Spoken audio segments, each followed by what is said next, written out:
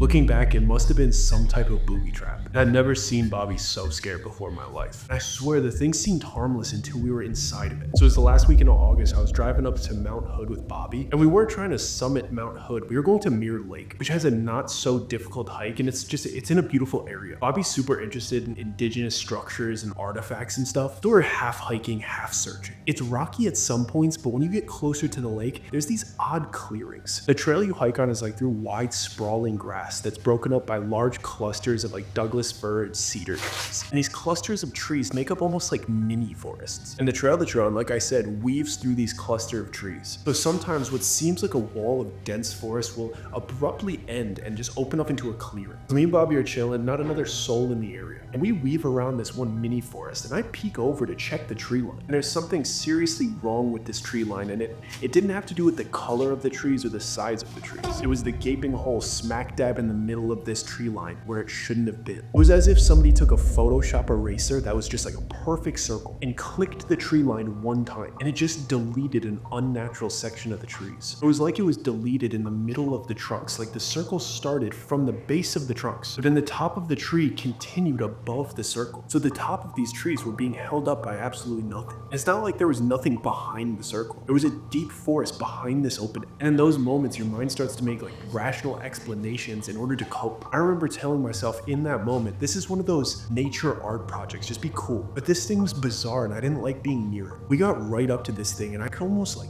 feel its presence. Walking up to it felt like when you walk up to an edge of a cliff and you get that wave of vertigo as you look down. This hole put a pit in my stomach, and it was even bigger when you got up close. Like this thing was 10 feet across, 10 feet high. And everything in me in that situation wanted to leave, but for some reason I stayed there and I was taking a peek around. As I'm peeking into this thing, I see a couple of cabins like 50 yards in. There's people living there. Those people were having a gathering, about 20 people. They're sitting on this makeshift set of bleachers with one man standing in front of them speaking on some type of makeshift podium. It was as if he's giving a speech to these people. We couldn't hear what these people were saying, they were too far away, but it was very clear that they were not happy. One chick was absolutely losing her mind, screaming at people that were clearly apologizing to her. And me and Bobby look at each other like, yo, me and you are about to mind our damn business, right? But that was until the group started getting physical with her. We're watching the men of this place grabbed her and they bound her hands with this like makeshift animal control pole. And they forced her to move with it. They tied her hands behind her back and looped the animal control pole around her hands. So they had full control over her from about 5 feet behind